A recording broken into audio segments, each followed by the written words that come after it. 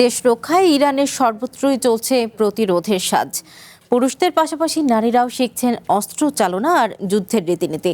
দেশকে রক্ষায় স্বেচ্ছায় প্রতিরক্ষার অনুশীলনে যোগ দিচ্ছেন হাজারো মানুষ।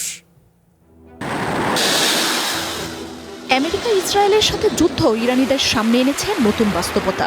যুদ্ধবিরতি চললেও যে কোনো সময় সংঘাত শুরুর শঙ্কায় প্রশিক্ষণে যোগ দিচ্ছেন নারী পুরুষরা। দেশকে রক্ষায় সব সময় প্রস্তুত থাকতে চান ইরানিরা, আর বিভিন্ন শহরে মসজিদেই একসাথে হয়ে যুদ্ধ প্রস্তুতি নিচ্ছেন তারা। শিখছেন অস্ত্র চালনার নিয়ম, পরিবার সাথে নিয়েও প্রশিক্ষণে যোগ দিচ্ছেন অনেকে। নির্মাণে নাম্বার 1 শাহ সিমেন্ট। আমরা আমাদের পরিবারের সাথে এসেছি, নাতি নাতনিদেরও নিয়ে এসেছি। কিভাবে অস্ত্র চালাতে হয়, দেশকে রক্ষা করতে হয় তা জানতেই হবে। ইরানের কাছ থেকে হরমুজকে ট্রাম্প কেড়ে নিতে পারবে না, আমরা তাদের ধ্বংস করে দেব।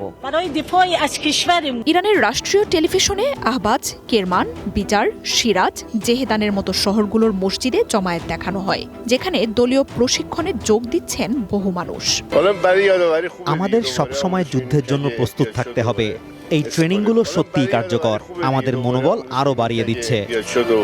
নাগরিকদের প্রতিরক্ষা প্রশিক্ষণের সহায়তার কথা জানাচ্ছে সরকার। যুদ্ধের পর স্বেচ্ছাসেবক নিয়োগ দেওয়ার বার্তা দেয় তেহরান। দেশটির গণমাধ্যমগুলো বলছে 3 কোটির বেশি নাগরিক এই আহ্বানে সাড়া দিয়ে নিজেদের নাম রেজিস্ট্রেশন করেছেন। মার্জিয়া উপমা, ওয়ান ইন্টারন্যাশনাল ডেস্ক।